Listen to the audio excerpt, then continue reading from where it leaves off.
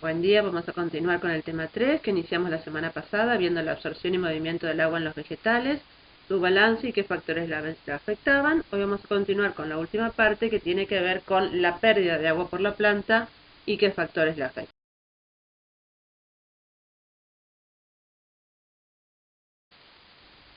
Ya habíamos visto en la clase anterior que el agua se mueve a través del continuo suelo planta-atmósfera y que tenía tres grandes momentos: el ingreso del agua a partir por la raíz, el movimiento a partir por el xilema y la pérdida al ambiente a través de las hojas. Hoy nos vamos a centrar en esta última parte. Bueno, entonces la transpiración es la pérdida de agua en forma de vapor. ¿Qué va a hacer que el agua pase a vapor? Lo que va a hacer que el agua pase a vapor va a ser la energía calórica que me queda remanente del proceso respiratorio. No importa la temperatura ambiente, porque por eso tenemos el alto calor específico. Como es vapor, se va a mover básicamente por difusión de la cámara subestomática a la atmósfera y va a tener, por supuesto, una relación muy marcada con la fotosíntesis, porque por donde salga vapor de agua va a entrar dióxido de carbono. Eso nos está dando una idea de cuáles son sus funciones: el transporte de minerales en la corriente del xilema hasta antes de la transpiración. Va a hacer que lleve al crecimiento normal de las plantas, porque al pasar el agua por el cuerpo de la planta genera presión de turgencia, las células se agrandan y la planta crece. Participa en un 2% en la fotosíntesis, pero como su pasaje a vapor implica eliminar la energía calórica remanente de la respiración, su principal acción es la refrigerante de las hojas.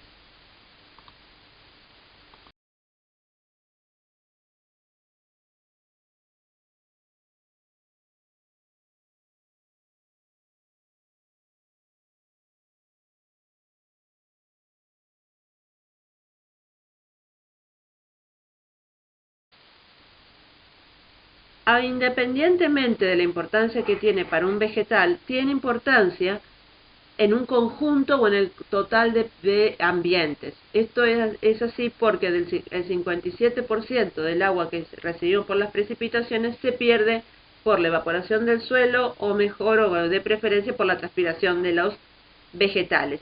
Y a esto es a lo que llamamos evapotranspiración. Y esto es lo que ustedes estuvieron estudiando cuando vieron el ciclo del agua y su relación entre la superficie terrestre. Volvemos a nuestro continuo suelo planta-atmósfera. Así como el continuo suelo planta-atmósfera tenía tres partes, el movimiento del agua en esta tercera también tiene tres grandes momentos: el momento de movimiento por las venas, el momento en que se mueve de las venas hacia las cámaras subestomáticas y el momento en que cambia de estado, se convierte en vapor de agua y sale de la cámara subestomática. Y como lo vimos también en la clase anterior, este movimiento va a estar siguiendo, lo vamos a poder ir representando por el diagrama de resistencias de Ohm, donde hay dos grandes resistencias: un valor de resistencias vinculados al xilema y un valor de resistencias vinculados al mesófilo.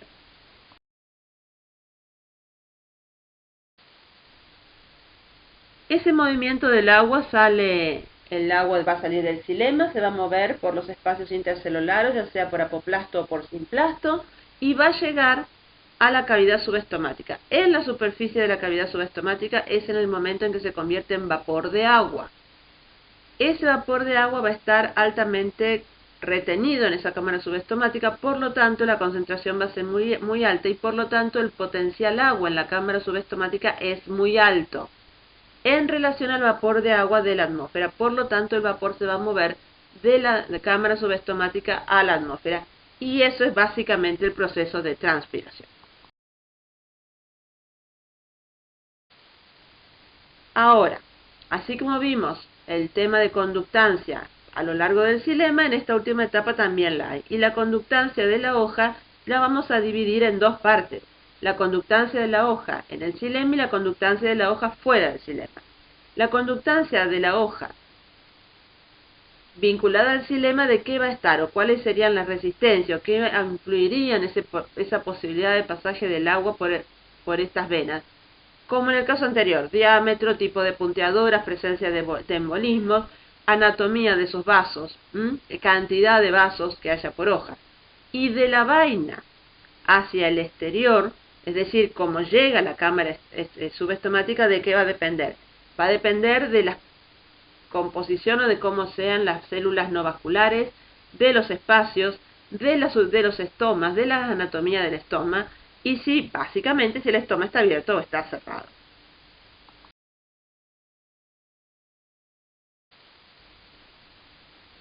¿Por qué es así? Porque el estoma son las células porteras, es decir, el estoma es una estructura que tiende a abrirse y cerrarse y generar el poro por el cual va a salir el agua. Por lo tanto, cuando el estoma está cerrado no hay salida de agua, entonces no hay flujo. A la inversa cuando está abierto. Esto viene para hacer una similitud cuando ustedes están en un avión. Hay que saltar, se ponen el paracaídas, corren a la puerta, se apresuran, están ordenados, nadie abrió la puerta, no van a poder saltar. Es decir, yo puedo transportar el agua muy rápido hasta el estoma, pero si los estomas están cerrados, no sirvió de nada.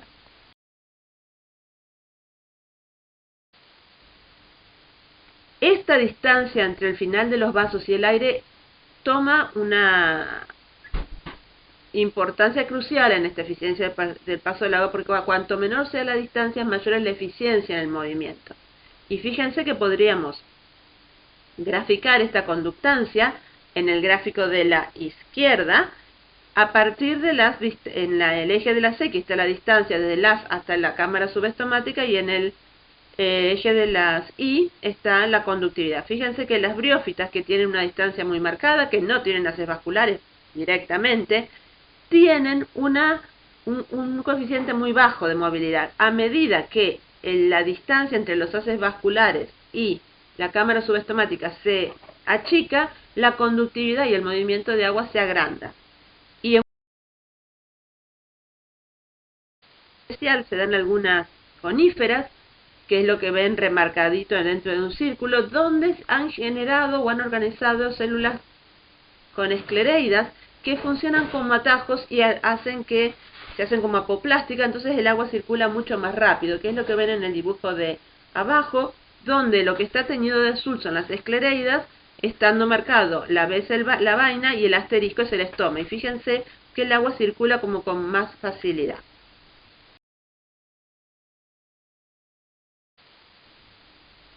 De fuera una vez que salen, ¿qué es lo primero que se va a encontrar ese movimiento del agua? Las células de lavanda, las células que rodean al xilema, que son células que ustedes saben que van paralelas al xilema, que pueden tener tienen paredes muy finitas, y esos van a controlar el flujo de agua y de sales que van a moverse por los tejidos del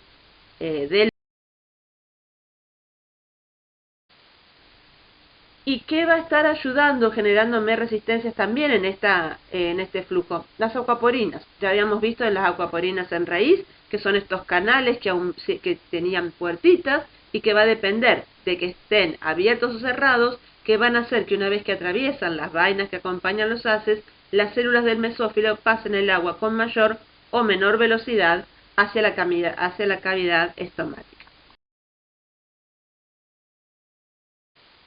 Bueno, ¿y cuál es la fuerza impulsora de este mecanismo de la transpiración? Y no es otra cosa que el gradiente de potencial que haya entre la atmósfera y el suelo. Y ese gradiente puede ser muy marcado, desde menos 95 atmósferas en el ambiente hasta menos 0,3 en el suelo, si es un suelo bien regado, con valores intermedios a lo largo del continuo de la planta.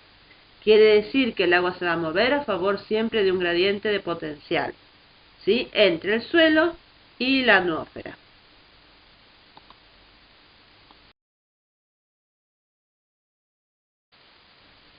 Y vimos también que si bien la conductividad o que el agua se mueva de un extremo al otro depende de ese potencial, habíamos visto que la cantidad con que se mueve o la velocidad con que se mueve seguía la ley de Ohm, ¿sí?, donde la resistencia eran las distintas canillas o bloqueos que íbamos a encontrar en el traspaso. ¿Cuáles serían en esta situación? Bueno, empezamos de arriba hacia abajo. Una de las primeras resistencias es la resistencia del aire. Es decir, que va a depender de la humedad relativa, que esté a 0, que esté a 100 y que no tenga potencial, o que esté marcadamente. Las resistencias que se encuentran en la hoja, que ya las vimos un poquito, la resistencia de la cutícula, la resistencia del estoma, las resistencias que puede presentar el mesófilo. Las resistencias que tengamos en el xilema, las embolias, los diámetros de los tubos xilemáticos, tanto del tallo como del xilema de la raíz. Ahí podríamos sumar las resistencias que se presentan en la raíz de acuerdo a la presencia o no de pelos absorbentes y la presencia o no o la proporción de endodermis presente. Y los solutos y coloides del suelo que también van a estar generando una resistencia al pasaje del agua. Si todas estas resistencias o canillitas van a estar influyendo en mi pasaje del agua, no todas me van a estar regulando a lo largo del día o en momentos cortos ese pasaje del agua. Algunas son constantes y otras son muy variables. ¿Cuáles serían esas resistencias que se van a modificar a lo largo del día y en periodos cortos? Una es la resistencia del aire, que se va a ir modificando desde el amanecer hasta el anochecer. La otra, por supuesto, es la resistencia estomática, porque ustedes saben que el estómago de noche está cerrado y de día está abierto, y a lo largo del día tiene diferentes aperturas. Y por supuesto la resistencia del suelo, que va a depender del grado de hidratación que tenga el suelo y cómo fue absorbiendo el agua a la planta.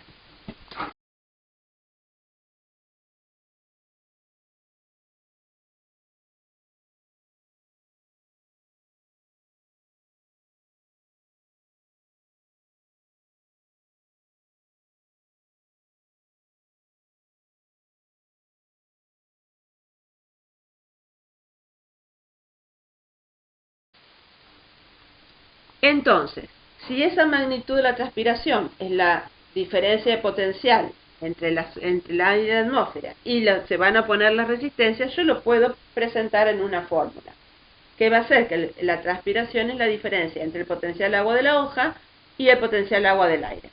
Como estamos hablando de vapor de agua, lo van a encontrar en mucha bibliografía como presión de vapor entre la hoja y el aire.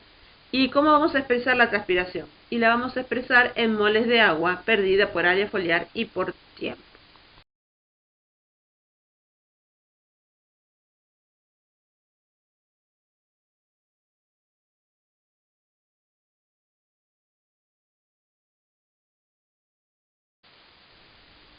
¿Qué me van a estar modificando la cantidad de agua? Y bueno, hay diferentes factores que la van a estar modificando, ya sea factores propios del vegetal como factores del ambiente. Y dentro de estos factores del ambiente, uno de los primeros que vamos a encontrar es la humedad relativa del aire. ¿Por qué la humedad relativa del aire? Y porque si tenemos el aire, como vemos acá en el cuadrito, al 100% de humedad relativa, el potencial agua de la atmósfera llega a 0 megapascales. Es decir, que el agua tendería, en vez de salir a la atmósfera, a entrar. Pero con que bajemos al 90% ya tenemos menos 13 megapascales y al 50-40% estamos a menos 100 megapascales. Quiere decir que con modificar un poco la humedad relativa, eso, potencial del aire, se va a modificar. ¿Qué me va a modificar también? La temperatura. ¿Por qué? Y porque la temperatura me va a ir modificando la humedad relativa en determinados momentos.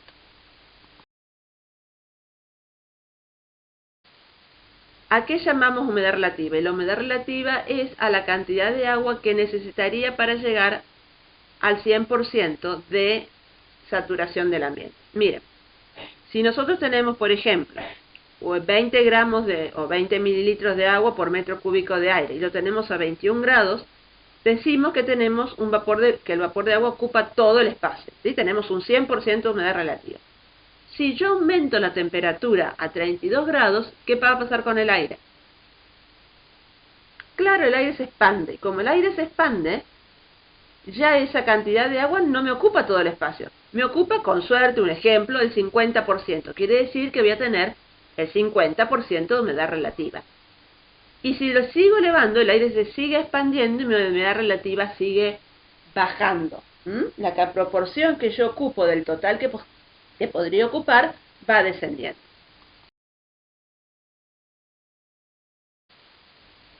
Otro factor que me va a estar afectando esa humedad relativa o esa resistencia del aire, si ustedes lo quieren ver así, es si mi aire va a estar quieto o se va a estar moviendo. Si ustedes tienen una hoja eh, sobre la hoja, los primeros milímetros de aire se les llama capa límite, porque es la capa de aire que interactúa directamente con la superficie foliar. Quiere decir que es la que primero se va a saturar con vapor de agua. Si esa capa límite está quieta y se satura con vapor de agua, llega un momento que llegamos a la situación del 100%, humedad relativa y no hay transpiración. Pero basta que yo genere una muy leve brisa para que eso se desplace, y al desplazarse ocupa su lugar una capa de aire que no está saturada. Como no está saturada, tiene menor potencial agua y la transpiración reinicia. ¿Qué es lo que les está mostrando el gráfico? Claro, va a llegar un momento, como en la curva, que por más que aumente la velocidad del aire, la intensidad transpiratoria no va a aumentar, porque el desplazamiento se va a desplazar, pero siempre se va a volver a remover con la misma humedad relativa.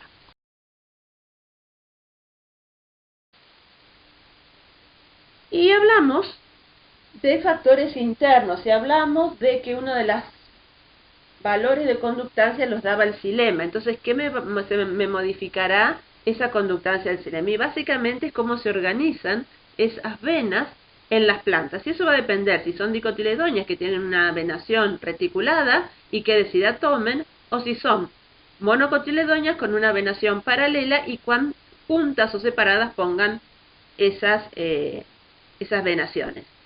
Arriba a la derecha, una venación de helechos, que fíjense que es de tipo dicotómico, es decir, hay mucha distancia a veces entre el xilema y la zona de evaporación.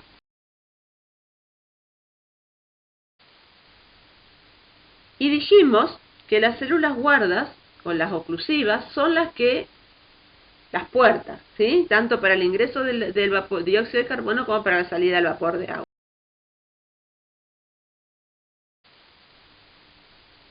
Y esas anatomías, esa filogenia de cómo estén ubicadas, me va a definir cómo va a transpirar mi planta. Algunas hasta en su anatomía presentan células subsidiarias, en algunas gramíneas, que lo que van a hacer es hacer más eficiente el movimiento estomático.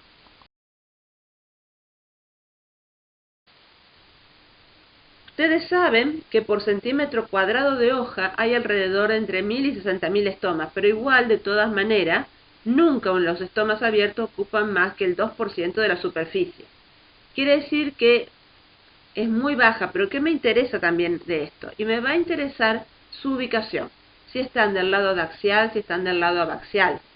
En qué proporción están de uno y de otro lado. Y eso va a estar definido, o me va a estar mostrando también, qué tipo de hábitat están teniendo. En general, aquellas plantas de zonas húmedas lo tienen del lado adaxial y aquellas plantas de zonas secas las suelen tener del lado adaxial.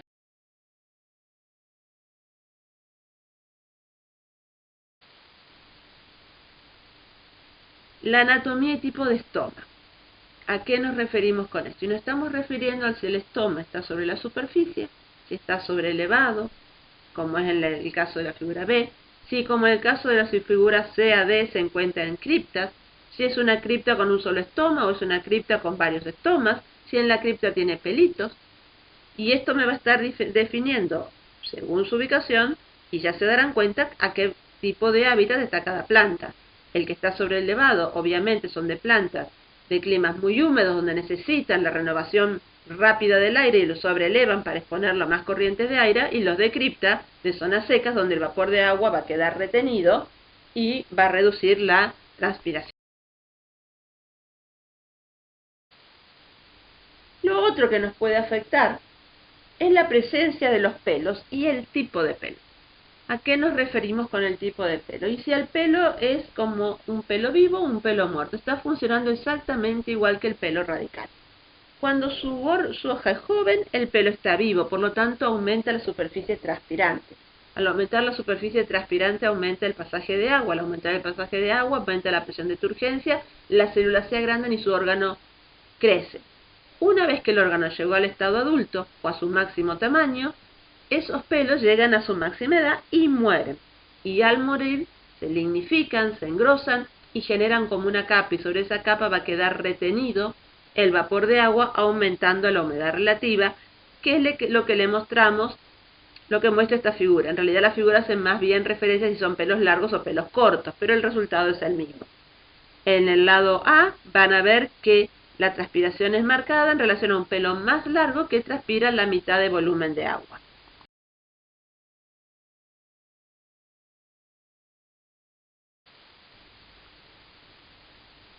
Y a igual área foliar, supongamos que yo digo, bueno, tengo dos plantas de 10 centímetros cuadrados de área foliar cada una. ¿Cuál va a transpirar mal? ¿Qué me tienen que preguntar ustedes? Correcto, ¿cómo están dispuestas esas hojas? Si la hoja está expandida, abierta, expuesta, o como en el caso de que ven en la figura, que están imbricadas, cerradas, acartuchadas, haciendo que entre las hojas internas se genere vapor de agua y al estar perpendiculares a la luz pasa paralela, entonces no irradia tan directo sobre las hojas y se saturan de vapor y pierden menos cantidad de agua.